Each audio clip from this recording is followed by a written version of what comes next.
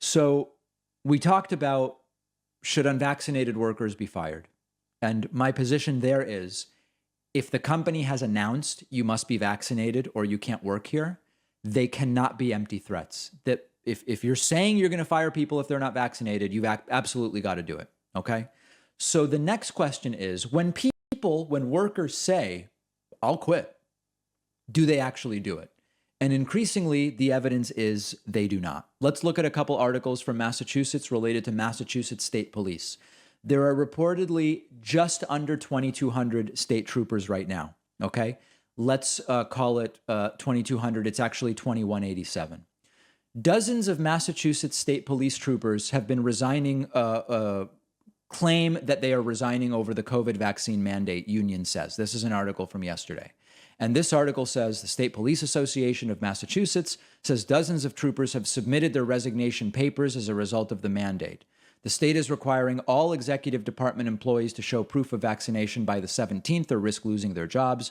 About 20% of state police employees are not vaccinated, according to the union's attorney.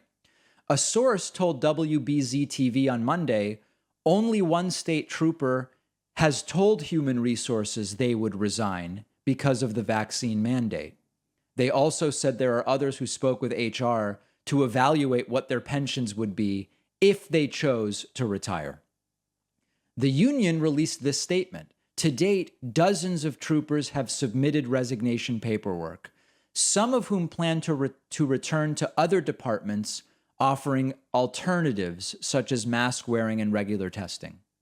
The state police are already critically short-staffed and acknowledged this by the unprecedented moves which took troopers from specialty units that investigate homicides. So you've got a story which is the union says dozens have submitted resignation paperwork, but then only one person has actually said, I'm resigning to Human Resources. Another article from the Boston Globe.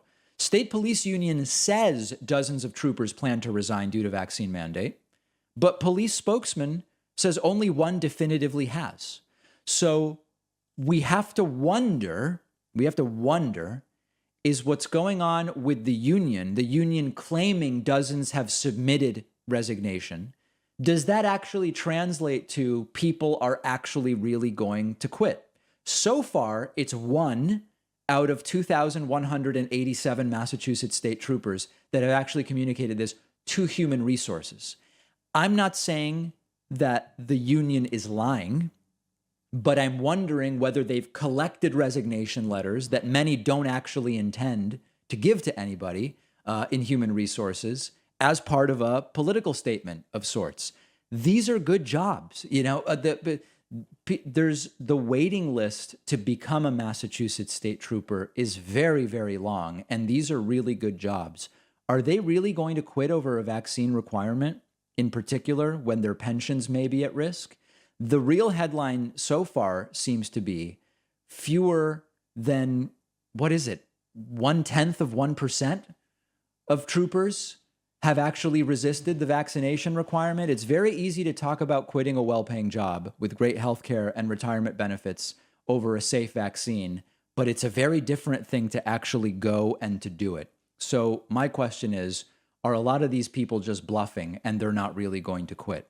One of our sponsors is Shaker and Spoon, the monthly cocktail subscription box, delivering ingredients and recipes for artisanal cocktails. I've been using Shaker and Spoon to make cocktails at home. The last 2 drinks I made were Citrus Paradisi, because I'm a big vodka fan, and Sea Fog with rum. The whole experience begins when you open the box. Everything looks really nice. They include all the ingredients you need except the alcohol with easy instructions. I've been really impressed with the results. Even if you know nothing about mixing drinks like me, you will have a ton of success creating the cocktails that Shaker and Spoon sends you.